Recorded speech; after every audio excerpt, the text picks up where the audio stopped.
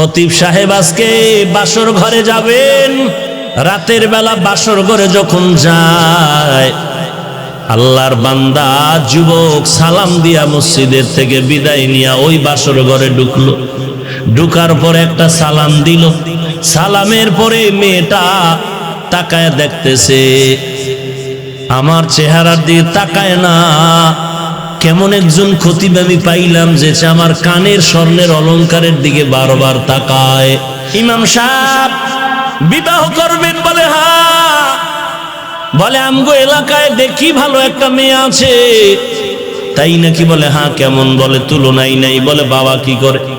মুসল্লিরা বলে আমগো ইমাম সাহেব যে আগে ছিলেন খতিবে আজম, বড় একজন বুজুর্গ, বড় বুজুর্গ, তিনি কয়েকদিন আগে ইন্তেকাল করেছেন। তার একটা সুন্দরী রূপসী আল্লাহর বান্দি আছে, আমরা এখনো তাকে দেখি না। আমগো মহিলারা পর্যন্ত বাইরে তাকে দেখে না।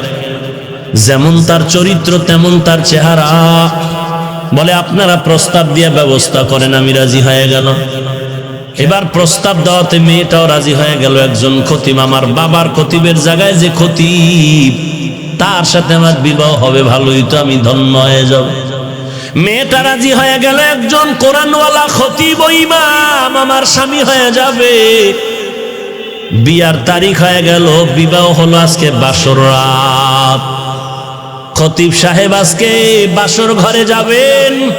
রাতের বেলা বাসর ঘরে যখন যায়, আল্লাহর বান্দা যুবক সালাম দিয়া মসজিদের থেকে বিদায় নিয়া ওই বাসর ঘরে ঢুকলো। ঢুকার পরে একটা সালাম দিল। সালামের পরে মেয়েটা তাকায় দেখতেছে, আমার চেহারার দিকে তাকায় না। কেমন একজন খতিব আমি পাইলাম যে আমার কানের স্বর্ণের অলংকারের দিকে বারবার তাকায়, আমার গলার হার আর চেইনের দিকে তাকায়, আমার আঙ্গুলের স্বর্ণের আংটির দিকে তাকায়। আহারে, আমি এত ভালো মনে করছিলাম, সে তো মনে হয় লুভি স্বর্ণের দিকে তাকায় কেন? স্বর্ণের দিকে কেন তাকায়? এত লোভী কেন? মোটামুটি যুবক কথাটা আজ করতে পেরে ডাক দিয়া কয়, বিবি আমার, তুমি আমার নতুন স্ত্রী হয়েছো, মনের মধ্যে খারাপ কোনো ধারণা নিবা না। আমি তোমার চেহারা না দেখিয়া আমি স্বর্ণের দিয়ে তাকায়া দেখি, কারণ আমি মাওলা পাকের কুদরত দেখতেছি। আল্লাহর বান্দি বলে, কিসের কুদরত তুমি দেখো? বলে তোমার স্বর্ণের আংটি, স্বর্ণের কানের অলংকার আর গলার মধ্যে যা দেখতেছি, মনে হয় জানো মক্কার জমিনে আমি একদিন স্বর্ণের হার পেয়েছিলাম, রেশমি কাপড়ে পেঁচানো। ওই হারটা তোমার গলার মধ্যে যেন দেখা যায়। এবার মেয়েটা ডাক দিয়ে কয়, ধন্যবাদ হে স্বামী আমার, ঠিকই স্বর্ণ গলার হার। আমার আব্বাজান হজে গিয়েছিলেন আমাকে নিয়ে, ওখানে গিয়ে আমার এই হার হারিয়ে গেল, রেশমি কাপড়ে পেঁচানো। আমার বাবা বড় ধনী, ওই হার হারিয়ে যাওয়ার পর আমার বাবা মক্কার অলিতে গলিতে ঘুরিয়া ঘুরিয়া কান্না করে বলেছিল, 1000 টাকা দিবে, 100 টাকা দিবে। আল্লাহর একটা বান্দা যুবক হারটা পাইয়া আমার বাবারে দিয়েছে, বাবার থেকে হাদিয়াও নেয় নাই। আব্বাজান ওই যুবকটারে বহু তালাশ করেছে, কিন্তু আর খুঁজিয়া পায় নাই। কয়েক মাস আগে আমার বাবা ইন্তেকাল হয়ে যায়। এই সময় আমার হাতটা ধরে বাবায় কান্না করে বলেছিল, এরে মা, তোর মতো একটা দিনদার স্ত্রী, একজন মেয়ে আমানত আমি কার হাতে রেখে যাব, পাইলাম না। তবে আমার দিলের তামান্না, ওই মক্কার ওই যুবকটারে যদি পাইতাম, আমি তোরে তার হাতে আমানত দিয়ে দিতাম। ওই মক্কার ওই আমানতওয়ালা যুবকরা যদি পাইতাম, তোর মতো বান্দিটার আমি তার হাতে তুলে দিয়ে যাইতাম। আমি ওই যুবকের পাইলাম না, যে আমার হাতটা পাই আমার হাতে দিয়েছে, হাদিয়াও নেই নাই। আমার বাবা আমার হাতটা ধরিয়া কান্না করে দোয়া করিয়া মরিয়া গেছে। আমি ওই দিন থেকে মাওলার দরবারে সিজদায় পড়ে কান্না করেছি, রে মালিক, আমার বাবার মনের আশাটা পুরাইয়া দাও, ওই যুবকের বিলাইয়া দাও। আমানতওয়ালা যুবকের চাই। আজ মনে হয় যেন আমার দোয়া বাবার আশা কবুল হয়েছে। তোমার হারানো হার দিয়ে তুমি হাদিয়া নাও নাই, তুমি বলেছিলে আমার মাওলা আমার হাদিয়া দিবেন। আজকে আমার মাওলা তোমার উপরে খুশি, শুধু আজকে হার তোমাকে দেয় নাই, বরং হারওয়ালা বান্দিকেও তোমাকে হাদিয়া দিয়েছে। या इलाही तू मेरा माबूद है, या इलाही तू मेरा माशूक है, या इलाही मुझसे मुझको दूर कर ताकि देखो मुझ में तुझको एक नजर। মক্কার জমিনে খানা নাই, পানি নাই, বৃষ্টি নাই, ফসল নাই, দুর্ভিক্ষ। এই দুর্ভিক্ষের মধ্যে একজন আল্লাহর গোলাম যুবক, একদিন দুদিন প্রায় ৩-৪ দিন হয়ে গেল খানা নাই। আল্লাহর বান্দা এখন ইবাদত করতে কষ্ট পায়, তারপরও বেজার হয় না। হারাম খানা নিবে না, আল্লাহর পরীক্ষা শুরু হয়ে গেল, না খাওয়ার পরীক্ষা। আল্লাহ বলেন আমি আল্লাহ মানুষকে বিভিন্ন রকম পরীক্ষা করব, ক্ষুধা দিয়ে আমি পরীক্ষা করব, খানা দিব না। দেখি তুই কি করো, তুই কি খানার লোভে হারাম খাবি না ধৈর্য ধারণ করবি, এটাও তোর জন্য পরীক্ষা। অবশ্যই সাবিরিন, সাবিরিনদের জন্যই হলো সুসংবাদ। মক্কার জমিনে আল্লাহর গোলাম যুবক প্রায় ৩ দিনের উপরে হয়ে গেল, খানা নাই। ডানে বামে খুঁজতেছে, খানা নাই। হজের মৌসুম চলতেছে, বান্দা হজও করতেছে, কিন্তু খানার উপবাস, মক্কায় দুর্ভিক্ষ। একদিন বান্দা হোটেল নিজের বাসার থেকে বাইতুল্লাহর পথে যখন যাচ্ছে, বাইতুল্লাহর কাবার আর চতুর্পার্শ্বে তখন এত খোলামেলা ছিল না, এত সুন্দর সাজানো ছিল না। আল্লাহর গোলাম যুবক রাস্তায় চলতে গিয়া বাইতুল্লাহর কিনারায় দেখে একটা রেশমি কাপড়ের মধ্যে কি যেন পড়ে আছে, পোটলা পড়ে আছে রেশমি কাপড়ের। আল্লাহর বান্দা যুবক রেশমি কাপড়ের পোটলাটা দেইখা, রেশমি কাপড় বড় দামি। আল্লাহ কোরআনে বলেন কিয়ামতের ময়দানে জান্নাতি মেহমানদের আল্লাহ রেশমি কাপড় দিয়া সাজায় দিবে। আল্লাহর বান্দা রেশমি কাপড়টা দেখিয়াও ধরে না, কার না কোন জিনিস ধরিয়া আবার বিপাকে পড়ে যায়। কিছু দূর রেখে আবার বান্দা চলে গেলেন। হঠাৎ মনের ভিতরে একটা খেয়াল আসলো। কি খেয়াল? যদি আমি এই রেশমি কাপড়ের অংশটা ফেলে যাই, ভেতরে কোনো মূল্যবান জিনিস থাকতে পারে, কোনো চোর ডাকাত যদি পায় আমানতের খেয়ানত করবে, এটা তো মারাত্মক অবস্থা হবে।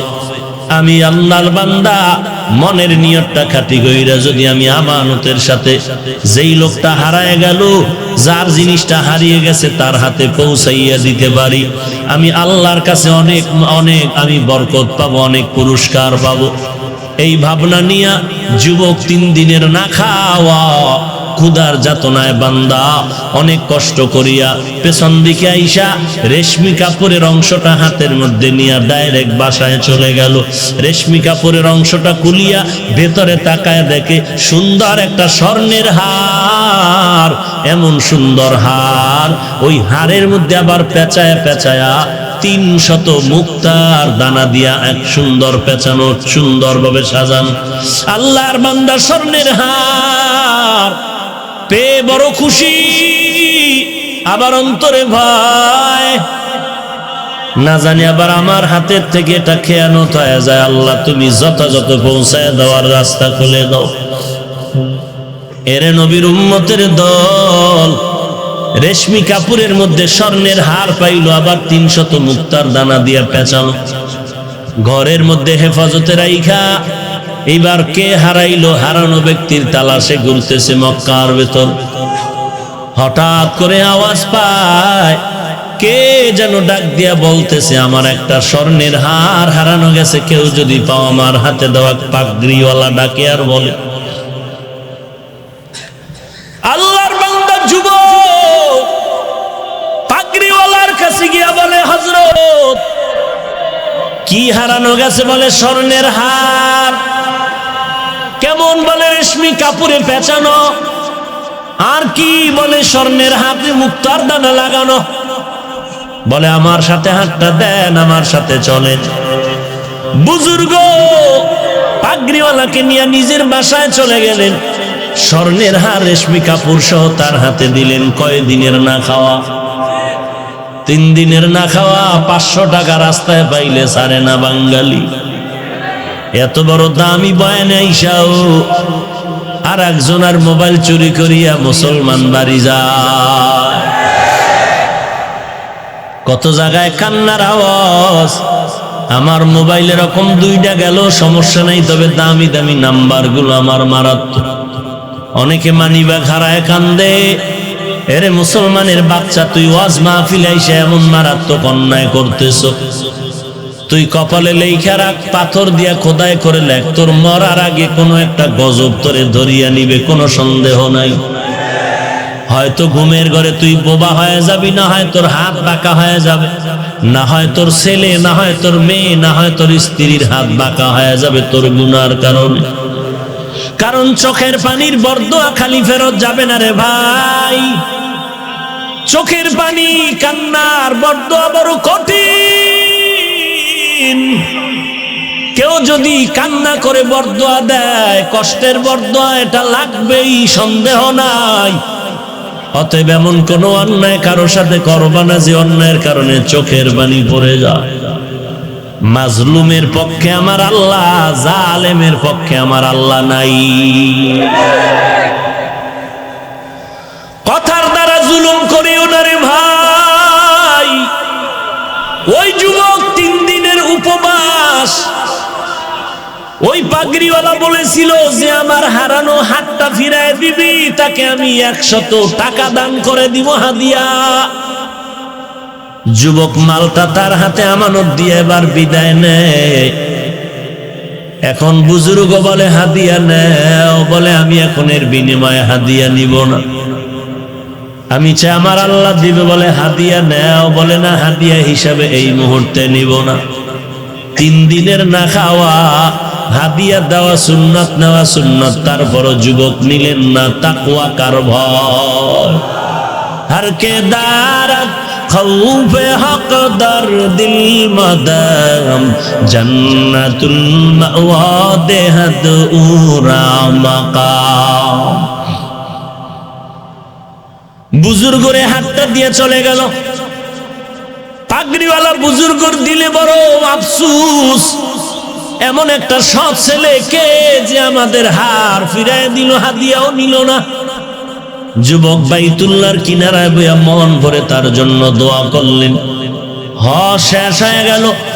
যুবক কাফেলা নিয়া বাড়িতে রওয়ানা। বিমান নাই, রকেট নাই, তখন তো স্টিমার, নদীপথে সফর। নদীপথে সফরে রওয়ানা। আল্লাহর কঠিন পরীক্ষা। নদীর ভেতরে যাওয়ার পরে তুফান শুরু হয়ে গেল। তুফানের এক পর্যায়ে স্টিমার পানির নিচে চলে গেল, ডুবে গেল। ওই আল্লাহর গোলাম তাকওয়াওয়ালা যুবক ওই স্টিমারের একটা বয়া ধরে হাত ধরে রাখলো। আল্লাহ পাক নদীর পানিকে হুকুম দিলেন, আমার বান্দাটারে কিনারায় পৌঁছায় দাও।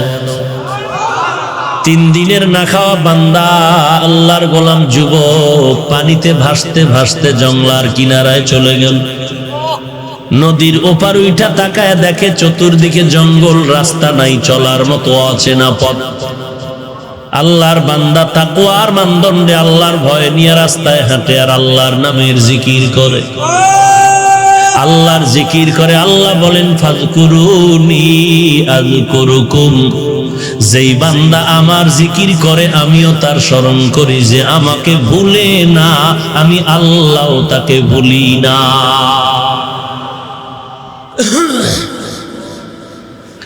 আল্লাহর বান্দা জংলার কিনারায় হাঁটতেছে হাঁটতেছে, রাস্তা নাই। কিছু দূর গিয়া দেখে জংলার মাঝখান দিয়ে একটা সম্পদ। যুবক আল্লাহর গোলাম ওই পথ দিয়ে হাঁটতেছে, দেখি কোথায় যাইতে পারি, অচেনা পথে চলতেছে। হেঁটে হেঁটে ভিতরে গিয়া তাকায় দেখে আল্লাহর ঘর, একটা মসজিদ দেখা যায়। আল্লাহর বান্দা মসজিদে ঢুকলেন, নামাজের সময় হয়ে গেল, বান্দা নামাজ আদায় করলেন। নামাজের পরে বান্দা বসে বসে আল্লাহর কোরআন তেলাওয়াত করে। আল্লাহকে পাওয়ার জন্য যত মাধ্যম আছে এর মধ্যে গভীর মাধ্যম হলো দুইটা, এক নম্বরে নামাজ, দুই নম্বরে কোরআন শরীফের তেলাওয়াত। আজকে মুসলমানের মধ্যে নামাজেরও দুর্বলতা, তেলাওয়াত তো নাই। আপনার কি আমার তো তেলাওয়াত নাই। রমাজান চলে যায়, একটা খতম দিতে কষ্ট হয়, পুরাটা বছরে কোরআন খতমের কোনো চিন্তাই করি না। কোরআন তেলাওয়াত মানি কালামুল্লাহ। আয়নাটা খুললে যেমন নিজের চেহারা দেখা যায়, আল্লাহর কোরআনটা খুললে আমার আল্লাহকে দেখা যায়। কোথায় গেল কোরআনের আওয়াজ? আল্লাহর কোরআনের আওয়াজ উজানির কারি ইব্রাহিম সাহেব দিয়েছেন। বাইতুল্লাহর কিনারায় কোরআন পড়তেছেন, মক্কার মানুষ পাগল হয়ে গেল। পাগল হয়ে বলে, ইব্রাহিম আমাদের এলাকায় থাকো, তোমাকে আমাদের মেয়ে বিয়া দিয়ে দিন। উজানির কারি ইব্রাহিম কোরআন তেলাওয়াতের বিনিময়ে আল্লাহর বান্দা মক্কার মানুষ খুশি হইয়া মেয়ে বিয়া দিয়ে দিল। শর্ত হলো, তুমি যদি বাংলাদেশে যাও আমাদের মেয়ে নিতে পারবা না। রশিদ আহমদ গাঙ্গুহি চিঠি লিখলেন, ইব্রাহিম যা বাংলায় গিয়া কালেমার খেদমত করো। যখন রওনা দিবেন ডাক দিয়া কয়, বিবি তোমার সাথে শর্ত দিয়েছিল তোমার গার্ডিয়ান দেশে যেতে পারবা না, তুমি কি করবা? বলে আমিও যাব। নোয়াখালীতে বাবায় টাকার বালিশ বানাইয়া ঘুমায়। কারি ইব্রাহিম উজানির কারি বড় আলেম, বাবার টাকায় লাথি মাইরা দেওবন্দ চলে গেলেন, ভারতে চলে গেলেন কালেমার এলেম শিখার জন্য। রশিদ আহমদের চিঠি পাইয়া উজানির জমিনে আসলেন। চাঁদপুর জেলা কচুয়া থানার অন্তর্গত উজানি। হিন্দুদের মালিকানায় জমিন ছিল, লম্বা বিশাল জঙ্গল খরিদ করলেন। খরিদ করার পরে ওই জমিন সাফ, জঙ্গল সাফ করার জন্য ভেতরে ঢুকলেন। ঢুকিয়া দেখে একটা গম্বুজের নিচে বসে একটা বাঘ তার বাচ্চারে দুগ্ধ পান করায়। ওই গম্বুজটা এখনো আছে। যারা উজানি গেছেন, যারা যান নাই, উজানির মসজিদ বিশাল বড়, মসজিদের দক্ষিণ আর পশ্চিম কর্নারে ওই গম্বুজটা এখনো আছে। যেই গম্বুজের নিচে বাঘ তার বাচ্চাটারে দুধ পান করাইতেছিল। উজানির কারি সাহেব ডাক দিয়া কয়, বাঘ বনি আদম এখানে থাকার জন্য আসছে, তুমি তোমার অন্য জায়গায় চলে যাও। কারি ইব্রাহিম কথা বলতে দেরি হয়, বাঘ তার বাচ্চা কাঁধে নিয়ে দৌড় দিতে আর দেরি করে না। আউলিয়ারা কারে আকবা ইখতিয়ার, জাহেলারা কারে দুনিয়া ইখতিয়ার। এ হলো আল্লাহওয়ালা, এরা হলো আল্লাহর খাঁটি গোলাম। কেমন গোলাম? উজানির কারি সাহেব চরমনে আসছেন, সৈয়দ ইসহাক রহমাতুল্লাহ আলাইহির আমন্ত্রণে আসলেন। খানা টানা খাওয়াইলেন। কারি ইব্রাহিম ডাক দিয়ে কইল, ইসহাক বাবা কি দিয়ে খানা খেয়ে খাওয়াইলি? বলে গোশত, বিরিয়ানি, কোরমা। কারি ইব্রাহিম বলে আস্তাগফিরুল্লাহ, এত ভালো খানা আমাকে তুই কেন দিলি? আমার নফস তো খুশি হয়ে গেল, এত ভালো খানা তো আমি নফসেরে দেই না। হুজুর আপনি খাইলেন টের পান নাই? বলে এটা বুঝার কায়দা নাই।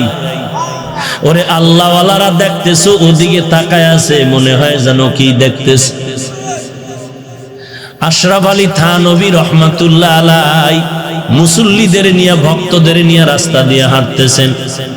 হঠাৎ করে রাস্তার কিনারায় দেখে সুন্দরী মেয়েরা কলস ভরে ভরে পানি নেয়, পাত্রে পানি নেয়। হঠাৎ একটা নজর দিলেন আশরাফ আলী থানভী। এক নজরে তাকায় আছেন, মনে হয় যেন মেয়েদের দিকে কি খারাপ দৃষ্টিতে তাকাইছেন। ভক্তরা কিছু বলে না, বেয়াদবি হয়ে যাবে। খানে কায়েমদা দিয়ে যাওয়ার পরে হযরতের কাছে প্রশ্ন করলেন, হযরত আপনি মেয়েদের দিকে তাকাইলেন কেন, একটু জানতে মনে হয় জানতে চাই। আশরাফ আলী থানভী হাকিমুল উম্মত বলে, যাও তোমরা ওই এলাকায় একটা ঘুরি দিয়ে খবর নিয়ে আসো। তারপরে খবর নিয়ে দেখে ওই বাড়ির মধ্যে কান্নার আওয়াজ, ওই মেয়েটা এখন আর জমিনে জিন্দা না। আশরাফ আলী থানভী কয়, রে ভাই আমি নজর করে দেখলাম ওর উপরে কেমন যেন পরকালের বাহিনীর, পরকালে আজরাইলের আক্রমণ, আজরাইলের আনাগোনা আমার অনুভব হইল। এই জন্য আমি দেখলাম যে হায়াত তো বেশিক্ষণ নাই। এটা বান্দার তবেই ব্যাপার না, এর নাম হলো কারামত। এটা আল্লাহওয়ালাদেরকে আল্লাহ দান করেন তাকওয়া যদি থাকে। এই জন্য ইয়া আইয়ুহাল্লাযীনা আমানু ইন তাত্তাকুল্লাহ ইয়াজআল লাকুম ফুরকানা, যারা আল্লাহর মহব্বতে তাকওয়া নিয়ে চলবে, আল্লাহ বলেন আমি তাদের একটা স্পেশাল পাওয়ার দেই। ওই পাওয়ারের নাম হলো ফুরকান। ফুরকানের অর্থ কি? হুয়া নূরুম মিন ইলাহি, আল্লাহর পক্ষ থেকে একটা নূর। এটা আল্লাহওয়ালাদের দান করেন যারা তাকওয়ার উপরে চলে। ওই নূর দ্বারা বান্দা কি করবে? মা ফুররিকা বিহি বাইনাল হক্কি ওয়াল বাতিল, ওই নূরের আলো দিয়ে আল্লাহর ওলি হক আর বাতিল নির্ণয় করে হকের পথে আগায় যাবে। এটা আল্লাহওয়ালা যারা তারা পেয়ে যায়। ওরে বান্দা, এটা তো আল্লাহ আশরাফ আলী থানভীকে দান করেছিলেন, এটা তো কারি ইব্রাহিমরা পেয়েছে, এটা চরমনাইর সৈয়দ ইসহাক সৈয়দ ফজলুল করিম পেয়েছে। আমরা যদিও কোনো দালালি করি না, অমুক পীরের দালাল না, না। গাছ তোমার নাম কি, ফলে পরিচয়। পীর ভালো না খারাপ, মুরিদের দ্বারাই পরিচয়। আমি কোন দল করি না করি, হক হলে অন্তত মোহাব্বতের সাথে তার সমর্থন দিতে হবে। হিংসা করা যাবে না। আল্লাহর বান্দা এবার মসজিদে বসে কোরআন তেলাওয়াত করেন, মনে আছে? এলাকার মানুষ ভিড় জমে গেল, এত সুন্দর তার কণ্ঠের তেলাওয়াত, সবাই খুশি, এত সুন্দর যুবকের তেলাওয়াত। এবার সবাই আবদার করে, হযরত আপনি আমাদের মসজিদে থাকেন, আমগো মসজিদের ইমাম নাই, খতিব নাই, কয়েকদিন আগে মারা গেছে। যুবক কয়, যেহেতু আমার ঠিকানা নাই, বাড়ি ঘর নাই, আমি এখানে থাকি, পরে ঠিকানা নিয়ে খোঁজ খবর নিয়ে এখানে থাকবো, আর প্রয়োজনে ফ্যামিলি নিয়ে আসবো, এখানে মা বাবার খেদমত করুন। যুবক ওই মসজিদে থাকার পর এখনো বিবাহ করে নাই। ওদিকে পেটের মধ্যে ক্ষুধা, আল্লাহ পাক রাস্তা খুলে দিতেছেন। ওয়া মাইয়াত্তাকিল্লাহ ইয়াজআল লাহু মাখরাজা, আল্লাহর ভয় তাকওয়া নিয়ে যারা চলবে, ওরে আল্লাহ কুদরতি ভাবে রিজিক দিয়ে দিবেন। ভাইরা আমার,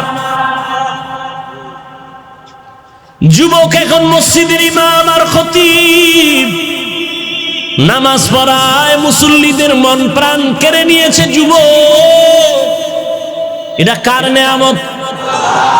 ভোলার মুসলমান, কার নেয়ামত? এই যে এত মানুষ ভোলার ময়দানে, বসারও জায়গা নাই, বলতে গেলে দাঁড়ানোরও জায়গা নাই। কেউ খানার লোভে আসে না, টাকার লোভে আসে নাই। আমি হাফিজুর রহমানের চেহারাটাও দেখতে আসে নাই। হ্যাঁ, যদি কেউ বলে চেহারা দেখতে আসছি, তাও চেহারা আমি, বান্দার কোনো কৃতিত্ব না, সব আমার মাওলার নেয়ামত।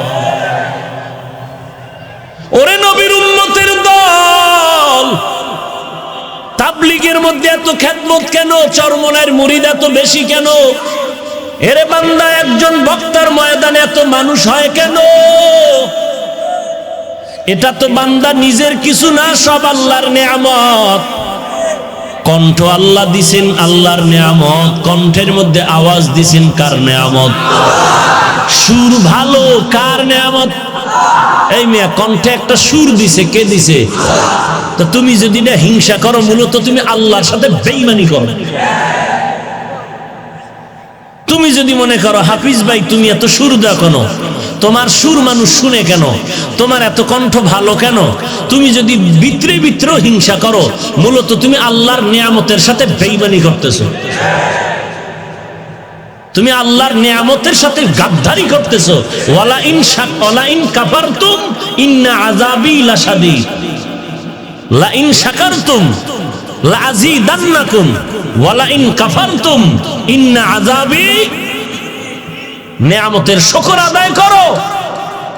এই রকম কণ্ঠ আহলে হকের ময়দানে যদি থাকে আরো বেশি, এই জমিনে নাস্তিক বেঈমান বাতিলের পতন হতে 1 ঘন্টা সময়ের ব্যাপার। ঠিক কিনা বলো? আজকে গোটা দুনিয়ার বেঈমান আর নাস্তিকগুলো পাগল হয়ে গেল। বোলার মাটিতে যদি এত লোক হয় আর এখান থেকে যদি কিছু ঘোষণা দিয়ে দেয়, মানুষগুলো রক্ত দেওয়ার জন্য যদি রেডি হয়, এই ভয়ের কারণে নাস্তিকদের ঘুম নাই, বেঈমানের ঘুম নাই।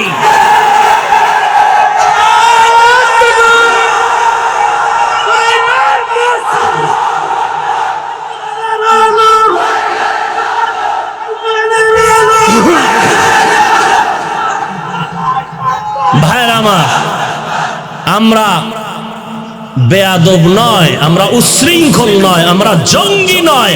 আমাদেরকে যারা জঙ্গি বলে, উচ্ছৃঙ্খল বলে, তারাই জঙ্গি, তারাই জঙ্গি, তারাই জঙ্গি।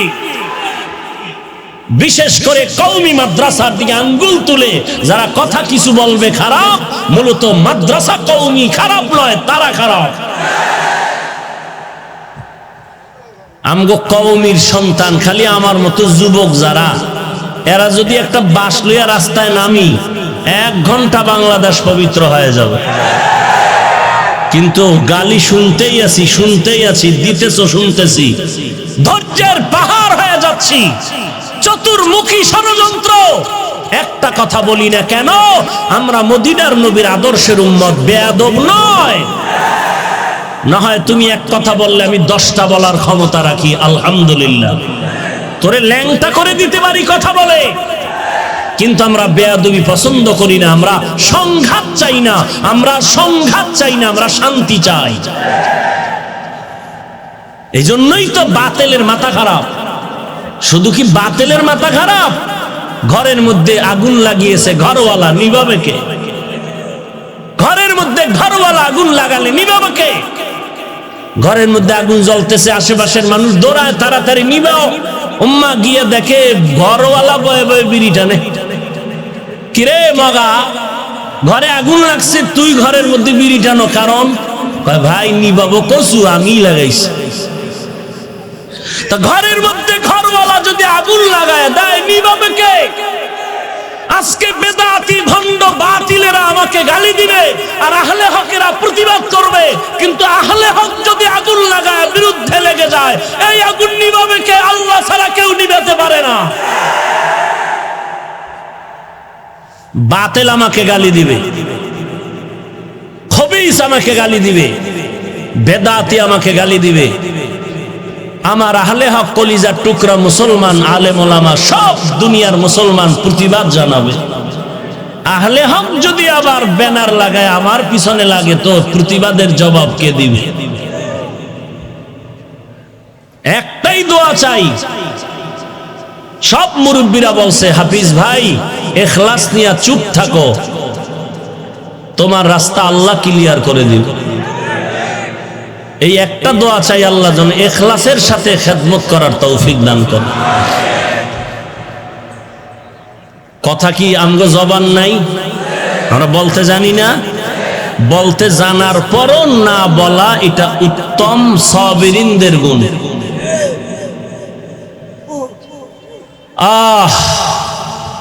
মাথা খারাপ কি এমনি?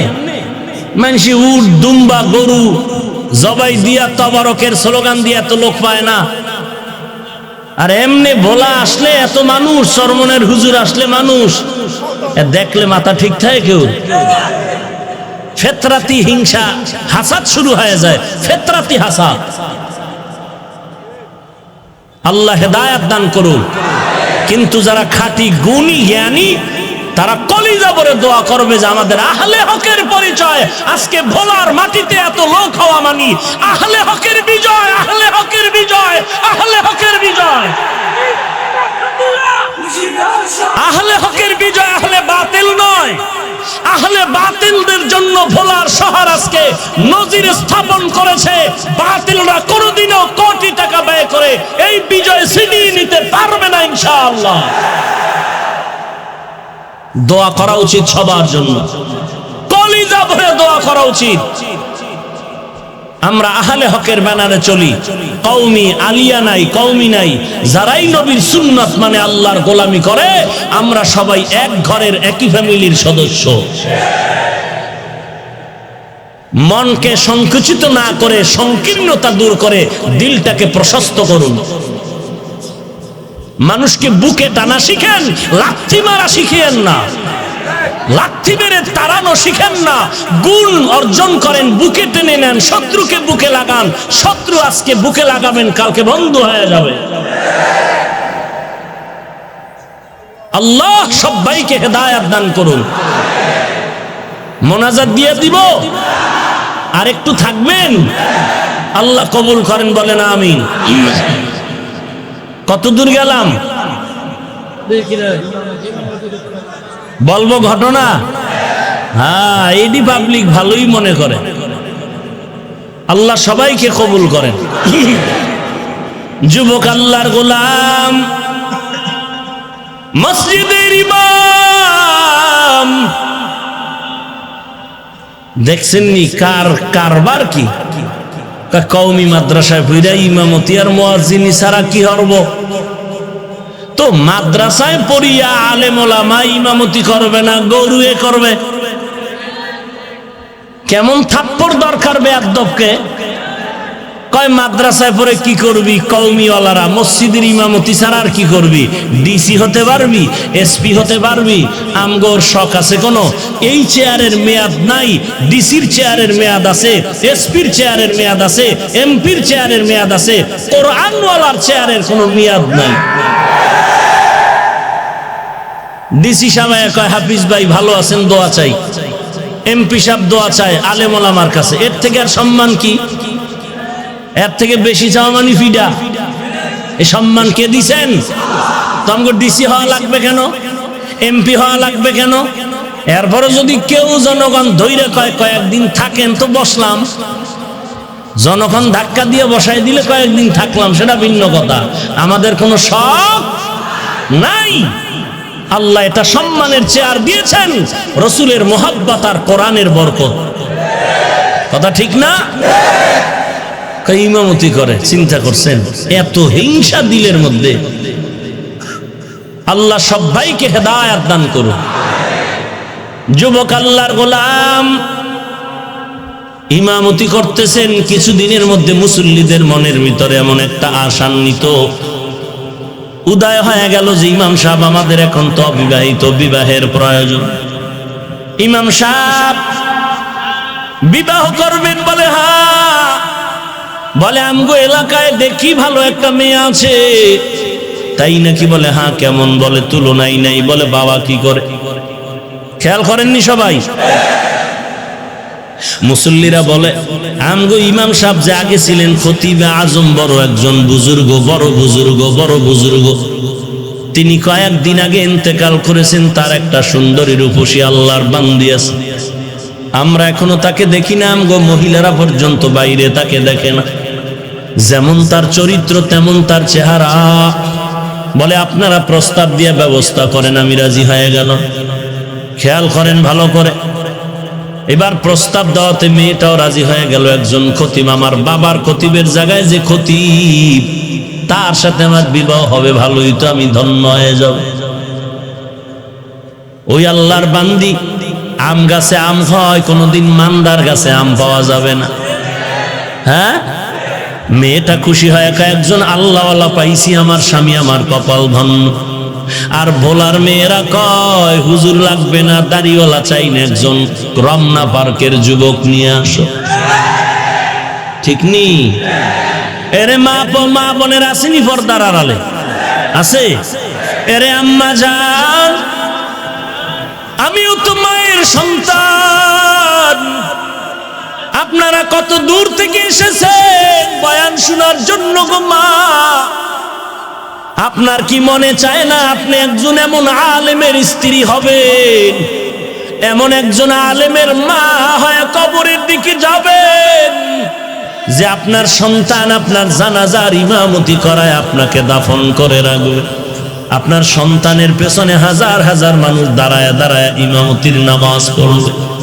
ও আম্মা জান, আপনি শুধু মা হলে হবে না, আপনার উপরে কত দায়িত্ব জানেন। আপনার আদর্শের কারণে একটা দুনিয়া হতে পারে আদর্শওয়ালা। আপনার আদর্শের কারণে সন্তান আদর্শ পাবে, সন্তানের কারণে গোটা জগতে আলো ছড়ায়া যাবে। এরে পর্দার আড়ালের মা, আজকে মাদ্রাসায় পড়ে সম্মান কমে নাই রে মা। এত সম্মান আল্লাহ দান করেছেন, ভাষা নাই বুঝায় দেওয়ার মা। আজকে মা বাবা কত গর্ব করে রে পর্দার আড়ালের মা। আল্লাহ পাক এত সম্মান কোরআনওয়ালা টুপিওয়ালারে দান করেছেন। আল্লাহ পাক এই জমিনে এত সম্মান দিয়েছেন, এই সম্মানে জমিনে আর দ্বিতীয় কেউ নাই। মেয়েটা রাজি হয়ে গেল, একজন কোরআনওয়ালা খতিব ইমাম আমার স্বামী হয়ে যাবে। বিয়ার তারিখ হয়ে গেল, বিবাহ হলো আজকে বাসর রাত। খতিব সাহেব আজকে বাসর ঘরে যাবেন। আগের খতিবের মেয়ে তার স্ত্রী হতে চলছে। রাতের বেলা বাসর ঘরে যখন যায়, আল্লাহর বান্দা যুবক সালাম দিয়া মসজিদের থেকে বিদায় নিয়া ওই বাসর ঘরে ঢুকলো। ঢুকার পরে একটা সালাম দিল। সালামের পরে মেয়েটা তাকায় দেখতেছে, আমার চেহারার দিকে তাকায় না। কেমন একজন খতিব আমি পাইলাম যে আমার কানের স্বর্ণের অলংকারের দিকে বারবার তাকায়, আমার গলার হার আর চেইনের দিকে তাকায়, আমার আঙ্গুলের স্বর্ণের আংটির দিকে তাকায়। আহারে, আমি এত ভালো মনে করছিলাম, সে তো মনে হয় লুভি লুভি, স্বর্ণের দিকে তাকায় কেন? স্বর্ণের দিকে কেন তাকায়? এত লুভি কেন? মোটামুটি যুবক কথাটা আজ করতে পেরে ডাক দিয়া কয়, বিবি আমার, তুমি আমার নতুন স্ত্রী হয়েছো, মনের মধ্যে খারাপ কোনো ধারণা নিবা না। আমি তোমার চেহারা না দেখিয়া আমি স্বর্ণের দিকে তাকায়া দেখি, কারণ আমি মাওলা পাকের কুদরত দেখতেছি। আল্লাহর বান্দি বলে, কিসের কুদরত তুমি দেখো? বলে, তোমার স্বর্ণের আংটি, স্বর্ণের কানের অলংকার আর গলার মধ্যে যা দেখতেছি, মনে হয় জানো মক্কার জমিনে আমি একদিন স্বর্ণের হার পেয়েছিলাম, রেশমি কাপড়ে পেঁচানো। ওই হারটা তোমার গলার মধ্যে যেন দেখা যায়। এবার মেয়েটা ডাক দিয়ে কয়, ধন্যবাদ হে স্বামী আমার। ঠিকই স্বর্ণ গলার হার। আমার আব্বাজান হজে গিয়েছিলেন আমাকে নিয়ে, ওখানে গিয়ে আমার এই হার হারিয়ে গেল, রেশমি কাপড়ে পেঁচানো। আমার বাবা বড় ধনী, ওই হার হারিয়ে যাওয়ার পর আমার বাবা মক্কার অলিতে গলিতে ঘুরিয়া ঘুরিয়া কান্না করে বলেছিল, 1000 টাকা দিবে, 100 টাকা দিবে। আল্লাহর একটা বান্দা যুবক হাতটা পাইয়া আমার বাবারে দিয়েছে, বাবার থেকে হাদিয়াও নেয় নাই। আব্বাজান ওই যুবকটারে বহু তালাশ করেছে, কিন্তু আর খুঁজিয়া পায় নাই। কয়েক মাস আগে আমার বাবা ইন্তেকাল হয়ে যায়। এই সময় আমার হাতটা ধরে বাবায় কান্না করে বলেছিল, এরে মা, তোর মতো একটা দিনদার স্ত্রী, একজন মেয়ে আমানত আমি কার হাতে রেখে যাব পাইলাম না। তবে আমার দিলের তামান্না, ওই মক্কার ওই যুবকটারে যদি পাইতাম, আমি তোরে তার হাতে আমানত দিয়ে দিতাম। ওই মক্কার ওই আমানতওয়ালা যুবকরা যদি পাইতাম, তোর মতো বান্দিটারে আমি তার হাতে তুলে দিয়ে যাইতাম। আমি ওই যুবকের পাইলাম না, যে আমার হাতটা পাই আমার হাতে দিয়েছে, হাদিয়াও নেই নাই। আমার বাবা আমার হাতটা ধরিয়া কান্না করে দোয়া করিয়া মরিয়া গেছে। আমি ওই দিন থেকে মাওলার দরবারে সিজদায় পড়ে কান্না করেছি, রে মালিক আমার বাবার মনের আশাটা পুরাইয়া দাও, ওই যুবকের বিলাইয়া দাও, ওই আমানতওয়ালা যুবকের চাই। আজ মনে হয় যেন আমার দোয়া বাবার আশা কবুল হয়েছে। তোমার হারানো হার দিয়ে তুমি হাদিয়া নাও নাই, তুমি বলেছিলে আমার মাওলা আমারে হাদিয়া দিবেন। আজকে আমার মাওলা তোমার উপরে খুশি, শুধু আজকে হার তোমাকে দেয় নাই, বরং হারওয়ালা বান্দিকেও তোমাকে হাদিয়া দিয়েছে। या इलाही तू मेरा माबूद है, या इलाही तू मेरा माशूक है, या इलाही मुझसे मुझको दूर कर, ताकि देखो मुझ में तुझको एक नजर। এরে আমার পর্দার আড়ালের মা ও বোনেরা, মাওলার দরবারে চোখের পানি ছেড়ে কাঁদো। বাড়িওয়ালা টাকাওয়ালা দেইখা পাগল হইও না রে বোন। টাকা পাইবা, বাড়ি পাইবা, যদি শান্তি না পাও জীবনটার কোনো দাম নাই। এরে আল্লাহর বান্দিরা আমার মাওলার কাছে বলো, মালিক দুনিয়াতে তুমি আমার এমন একটা স্বামী দিও, অন্তত কোরআনওয়ালা যেন থাকে, দিনদার হয়, চরিত্রটা যেন ভালো হয়। ও ভোলা এলাকার যুবক ভাই, আল্লাহর দরবারে চোখের পানি ছেড়ে কান্না করো, আল্লাহর কাছে মাপ চাও, আর বলো আল্লাহ এমন একটা মেয়ে তুমি আমার স্ত্রী বানায় দিও, কিছু পাই আর না পাই অন্তত যেন কোরআনওয়ালা পাই। কারণ যেই মহিলা কোরআনওয়ালা হবে তার সন্তানও জমিনের আদর্শওয়ালা হবে, গাছ ভালো হলে ফল ভালো হবে। এরে যুবক আল্লাহর গোলাম, আল্লাহর দরবারে তওবা করে কান্না করো, জীবনে কোনো মেয়ের চরিত্রে আঘাত করবি না। যদি করো তোর কপালটা পুড়ে যাবে, তোর জিন্দেগি ধ্বংস হয়ে যাবে। জীবনে নেশাগ্রস্ত হইও না, নেশার পেছনে পড়িও না রে বাবা। আজকে একটা যুবক আল্লাহর বান্দা, আপনাদের ভোলা এলাকার দামি সবাই নাম বললে চিনবে, সাংবাদিকতা করতো আল্লাহর বান্দা, আজকে চোখের পানি ছেড়ে দোয়া চাইলেন, অ্যাক্সিডেন্ট হয়ে পা একটা অনষ্ট হওয়ার পথে চলে গেল। আমাকে আগের ছবিগুলো দেখাইলো আর বলল, হুজুর আমি অল টাইম পিস্তল নিয়ে চলতাম। বলার মধ্যে আমার সামনে একটা চোখ তুলে কথা বলার কেউ ছিল না, কিন্তু আপনার বয়ান শোনার পর আমি এমন ভাবে মজবুত হয়ে গেছি, আমি প্রতিদিন নামাজ পড়ি, রাতের বেলায় অসুস্থ অবস্থায় নামাজ ছাড়ি না। এরে নবীর উম্মতের দল, এরে যুবক আল্লাহর গোলাম, আজকে এত বয়ান আল্লাহওয়ালার চলে, আর পরও কেন নামাজ পড়ো না রে যুবক? আজকে আমি টুপি ফালাই না, শীতের মধ্যেও নামাজ বাদ দেই না, কারণ তুমি বলো টুপি মাথায় দিলে গরম হয়, মাথা তোমার থেকে কম বুঝি না, দাড়িটা রাখলে যৌবনের ভাব চলে যায়, তোমার থেকে কম বুঝি না, এরপরও কেন টুপি ফালাই না, দাড়ি ফালাই না, নামাজ ছাড়ি না? একমাত্র কারণ আল্লাহর কোরআন সত্য, নবীর কথা সত্য। গুনাহগার হয়ে কবরে গেলে কবরের আযাব সত্য হয়ে যাবে। জমিন থেকে 9,30,00,000 মাইল উপরে সূর্য রাতের বেলা নাই, এত ঠান্ডার মধ্যে এত গরম লাগে, এত ঘাম। আল্লাহর নবী বলেন, দুনিয়ার ঘরে আগুন লাগলে যেমন পানি ছাড়া ঠান্ডা করা যায় না, এই দুনিয়ার গরম থেকে জাহান্নামের আগুনের গরম আরো কঠিন। ওরে আল্লাহর নবী বলেন, গুনাহগারেরা যদি গুনাহ নিয়ে কবরে যাও, ওই কবরের মধ্যে দুই পার্শ্বের মাটির চাপ, একটা নয়, দুইটা নয়, 70 থেকে 99টা সাপের কামড়। এরে নবীর উম্মত সাহাবায়ে কেরাম শুধু কবরের চিন্তায় কান্না, খানা নাই, ঘুম নাই। এরে যুবক আল্লাহর গোলাম, হাতের মধ্যে একটা বেতের বাড়ি দিলে সহ্য করা যায় না, গুনাহ নিয়ে কবরে গেলে মাটির চাপ কেমনে সহ্য করবা? আল্লাহর দরবারে তওবা করো, হে মালিক। এই ময়দানে ডানে বামে তাকায় দেখো, তোমার মতো কত মতো যুবক দাড়িওয়ালা 5 ওয়াক্ত নামাজি তুমি কেন পারবা না? তোমার মতো যুবক ব্যবসা করে নামাজ ছাড়ে না তুমি কেন পারবা না? তোমার মতো যুবক ড্রাইভারি করে নামাজ ছাড়ে না তুমি কেন পারবা না? আল্লাহর কাছে তওবা করো, চোখের পানি ছেড়ে কান্না করো, আল্লাহ গুনাহ নিয়ে কবরে যাব না, তোমার দরবারে আমি তওবার দরজায় ফিরে আসলাম, তুমি আমাকে মাফ করে দাও। জীবনে আর নামাজ ছাড়বো না, জাহান্নামের আগুন সহ্য করতে পারবো না।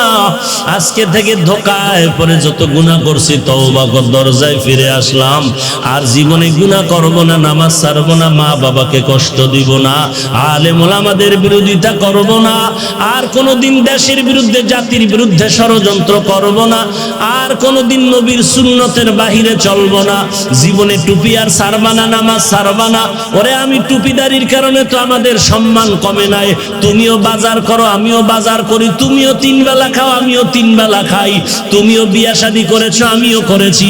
ওরে বাবা বলো, টুপিদারির কারণে তো আমরা নিচে পড়িয়া যাই নাই, বরং সর্বোচ্চ সম্মানে আল্লাহ রেখেছেন।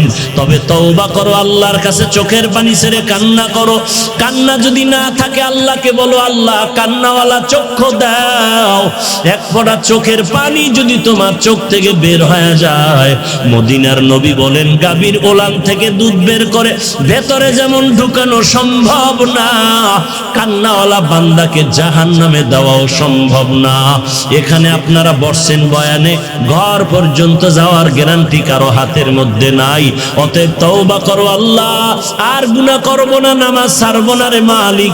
আজকে থেকে খাঁটি মনে তওবা করে নিলাম, গলায় ছুরি আসলে মরে যাব, আর কোনোদিন গুনাহের পথে যাব না, আর কোনোদিন অসামাজিক কাজ করব না, আর কোনোদিন নেশাগ্রস্তের লাইনে চলব না। তওবা করার যদি খাঁটি নিয়ত থাকে, অন্তরে যদি কোনো ভেজাল না থাকে, মুনাফিকি না থাকে, খাঁটি তওবার নিয়তে দুটো হাত আমার আল্লাহকে দেখায় দাও। আয় আল্লাহ সবার হাত আপনি কবুল করে নেন, আমাদের তওবা কবুল করে নেন। আয় আল্লাহ তওবার উপরে মজবুত হয়ে চলার তৌফিক দান করেন, ঈমান ও আমল মজবুত করে দেন, নবীজির সুন্নতের উপরে চলার তৌফিক দান করেন। আয় আল্লাহ সুন্নতের আমলওয়ালা জিন্দেগি দান করেন, গুনাহের প্রতি ঘৃণা জমায়ে দেন, বেশি বেশি নেক আমলের আগ্রহ বাড়ায় দেন। আমিন।